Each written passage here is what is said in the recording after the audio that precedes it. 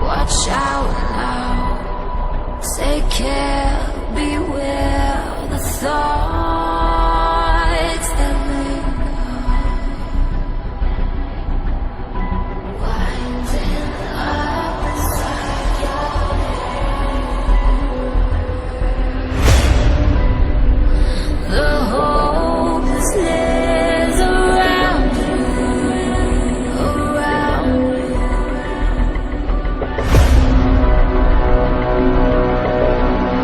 In the dead of night,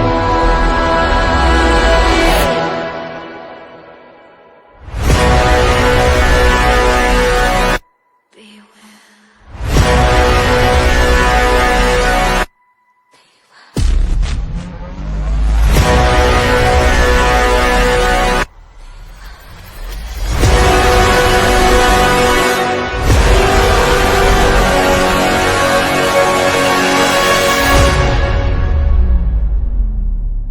Beware of sin. Será que de gênio e louco todo mundo tem um pouco? Você já deve ter ouvido falar no profeta bíblico Ezequiel, não é mesmo? Então você sabe que em uma passagem bíblica ele diz ter visto rodas de fogo no céu. E se você pensa que neste vídeo eu irei te dizer que o profeta Ezequiel não viu rodas de fogo, mas discos voadores, você está completamente enganado. Hoje vamos além da sua imaginação. Nos próximos minutos, preste bastante atenção, assista até o final, porque a ciência e a religião irão se cruzar de uma maneira surpreendente. Ele é detentor de várias patentes, engenheiro aeronáutico da NASA e coordenador da seção de construção de projetos. Estou falando do cientista Joseph Blumrich. Em plena década de 30 já trabalhava na fabricação de aviões, foguetes e satélites. Ganhou notoriedade 30 anos depois, liderando uma equipe de pesquisas que criaria nada mais nada menos do que módulos para pousos na Lua. Para se ter uma ideia, a equipe construiu pernas descartáveis dotadas de molas capazes de deslizar no solo do satélite. Anos depois, Blumrich se pegava lendo o livro Eram Deuses os Astronautas, de Erich von Däniken. Em algumas passagens a obra relacionava as visões do profeta Enoque, a atividade extraterrestre e as rodas de fogo de Ezequiel a uma nave espacial. Em uma das passagens bíblicas, Ezequiel diz: sua forma e estrutura era como de uma roda que está dentro de outra roda, ou que caminhavam constantemente por seus quatro lados e não se voltavam quando andavam. E os argumentos eram bons, já que a Bíblia é relatada usando símbolos e metáforas e os profetas não tinham quaisquer conhecimentos técnicos e científicos.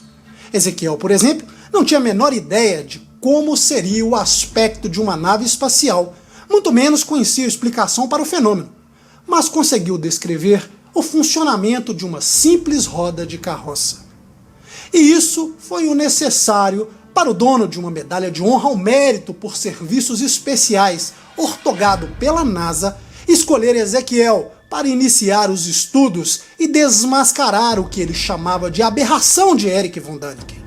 Mas o que pouca gente sabe é que Blumrich, além de ajudar a construir o foguete Saturn V, aquele que levou os astronautas à Lua, desenhou e patenteou, naquele mesmo ano, uma roda unidirecional inspirada na descrição de Ezequiel. Assim, o engenheiro passou a dedicar-se a uma exaustiva investigação do texto bíblico, mas acabou admitindo que o profeta do Antigo Testamento poderia muito bem ter feito uma descrição técnica de uma nave espacial, como sustentava Däniken. A mesma estrutura de uma roda dentro da outra, que caminha por seus quatro lados e não se volta, quando anda, repleta de olhos por todas as partes. A engenhoca é simples frente à tecnologia robótica do século XXI. E um engenheiro, em outro livro, demonstrou uma série de figuras explicando o funcionamento do objeto, além da capacidade de produção em larga escala. Mas, se eu lhe dissesse que as rodas estão em pleno funcionamento nos dias de hoje, para quem quiser ver. A invenção, patenteada por Blumrich, deveria ser melhorada do desenho original, e foi. E tudo veio por meio da gigante Honda ao criar o monociclo U3-X, apresentado ao público em 2009 no Tokyo Motor Show. O veículo se trata de uma roda omnidirecional de Ezequiel, com a tecnologia Segways, um meio de transporte sobre duas rodas que funciona a partir do equilíbrio do indivíduo que a utiliza. A invenção partiu do engenheiro Dan Kamen em dezembro de 2001. O veículo é formado por pequenas rodas motorizadas conectadas entre si para formar uma outra de diâmetro maior, permitindo movimentos em qualquer direção, exatamente como as rodas do profeta Ezequiel. Mas, mais interessante mesmo é que o livro de Ezequiel é sem dúvidas o mais ordenado e lógico entre todos os profetas.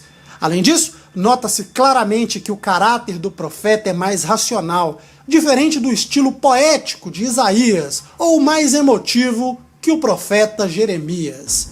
Ezequiel tem sua força na ponderação de seu raciocínio. Desse modo, torna-se uma testemunha absolutamente confiável.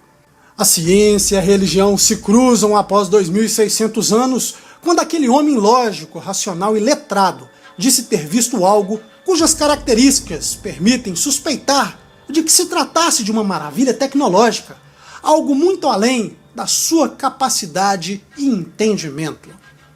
Mas e para você? O que foram as rodas de Ezequiel?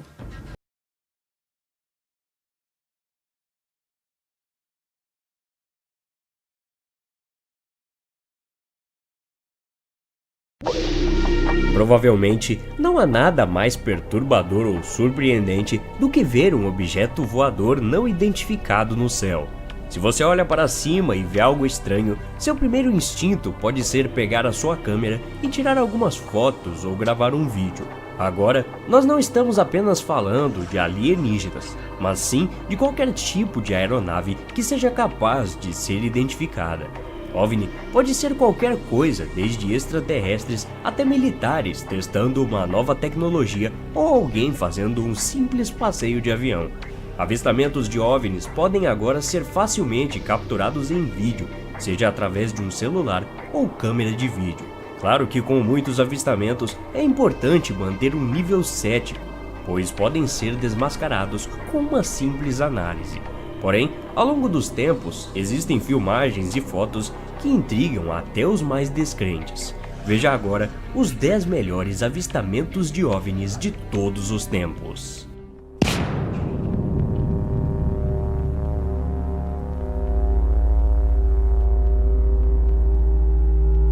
Los Angeles, 1942. Em fevereiro de 1942, os Estados Unidos ainda estavam se recuperando do ataque japonês a Pearl Harbor em dezembro de 1941. Nesse ano, um objeto voador não identificado foi descoberto pairando sobre a cidade de Los Angeles. A cidade entrou em pânico e haviam centenas de testemunhas. Até os militares locais se envolveram. Aviões de combate atiraram no suposto OVNI. Encucado, o governo estava tentando descobrir o que era aquele foco de luz brilhando no céu. O acontecimento virou manchete em todo o mundo, juntamente com a guerra.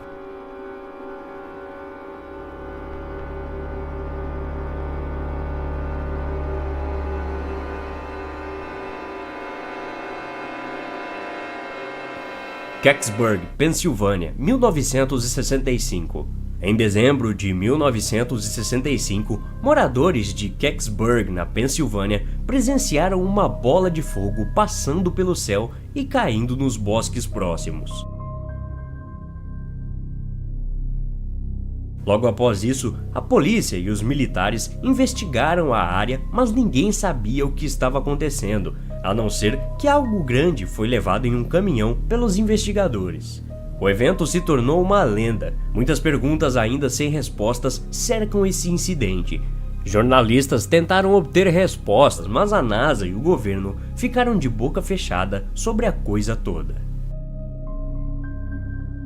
Colares, 1977. Também conhecido como a Operação Prato, em 1977 houveram avistamentos de vários OVNIs cruzando a ilha de Colares, localizada aqui no Brasil. Esses avistamentos tiveram inúmeras testemunhas, um total de mais ou menos 400, que afirmaram terem sido atacadas por feixes de radiação, o que deixou-as feridas, incluindo lesões de punção e queimaduras. Algumas testemunhas relataram até que seu sangue havia sido sugado. Claro, o governo se envolveu, o que foi chamado de Operação Prato. A investigação não durou muito tempo. Todos os documentos da operação foram selados e nunca mais abertos. Japan Air, 1986. Em novembro de 1986, a Japan Airlines, voo 1628, estava transportando um carregamento de vinho entre Paris e Tóquio. O capitão Kenjo Terakochi, um piloto veterano de 29 anos, já estava bem acostumado com os voos. Enquanto o avião estava sobre o Alasca, passageiros e tripulantes no voo observaram um objeto voador brilhante que era cerca de 3 vezes o tamanho de um porta-aviões. O capitão foi comunicado e os controladores em terra confirmaram um objeto voador em seu radar. Por mais de 300 milhas e 50 minutos, o voo 1628 observou o objeto sem nenhuma explicação. Phoenix Lights, 1997. Se você estivesse vivendo em Phoenix, Arizona, em 13 de março de 1997, você pode ter olhado para o céu e se perguntado o que era aquilo. Na verdade, luzes estranhas foram vistas sobre 5 cidades diferentes no estado do Arizona. Primeiro, havia uma fileira de 6 luzes vistas ao longo de Phoenix, a primeira cidade a relatar as luzes. Em seguida, ela foi seguida por outra fila de 8 luzes em movimento. Todas as luzes se moviam lentamente e pairavam sobre o estado e todos formavam a letra V. Os avistamentos começaram por volta das 10 horas da noite e terminaram por volta das 2 da manhã, também sem nenhuma explicação plausível. Chile, 2010. Qual a melhor forma de se avistar um OVNI? Que tal num show aéreo? Bem, isso é exatamente o que aconteceu na base da Força Aérea de El Bosque, em Santiago, no Chile, durante o seu show aéreo anual, que incluiu performances acrobáticas de melhores pilotos do mundo. Um dos espectadores que estava filmando o evento não percebeu a anomalia no vídeo até chegar em casa e vê-lo melhor. Ele ficou tão perturbado com o que viu que ele alertou o governo chileno. Céticos tentam dizer que a anomalia era um erro da câmera, mas os crentes e ufólogos acreditam que algo realmente estranho foi filmado pelo rapaz.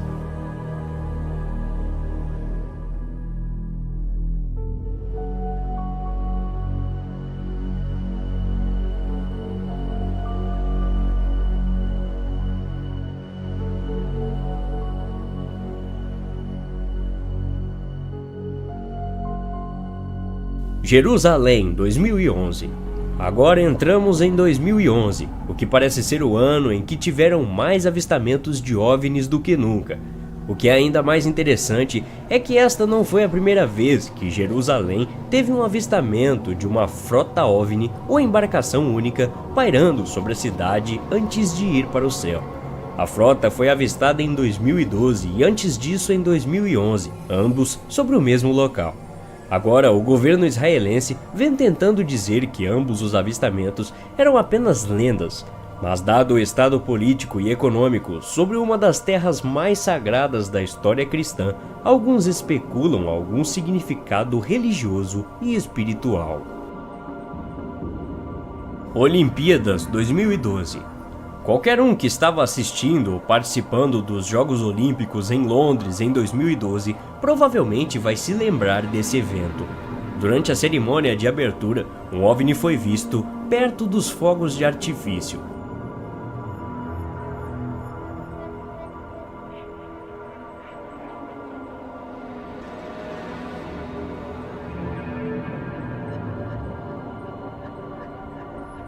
Céticos dizem que era mais provável ser um dirigível ou um helicóptero, mas supervisores dos Jogos Olímpicos e organizadores do evento afirmaram que nenhuma aeronave era para estar em torno da vizinhança durante esse tempo. Claro, com os Jogos Olímpicos serem um dos maiores eventos para o planeta, por que visitantes de outro planeta não quiseram vir ver a celebração também?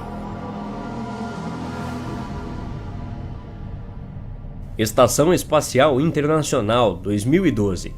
Durante grande parte de 2012 havia uma abundância de avistamentos de OVNIs, mas é uma história totalmente diferente quando os próprios astronautas, obviamente uma fonte confiável, como pessoas que foram treinados nesse departamento, começaram a relatar aparições de OVNIs em centenas de milhas acima da Terra. Talvez esse tipo de avistamento teve um pouco mais de credibilidade. A Estação Espacial Internacional afirmou ter uma excelente vista do que parecia um OVNI entrando e saindo de nossa atmosfera. Melbourne, 2013. Em 2013, houve uma diminuição no avistamento de OVNIs em comparação com 2012. Um caso bem documentado aconteceu em setembro de 2012, quando as imagens sobre Carlton Gurners indicou que havia um objeto voador não identificado pendurado sobre o centro de Melbourne.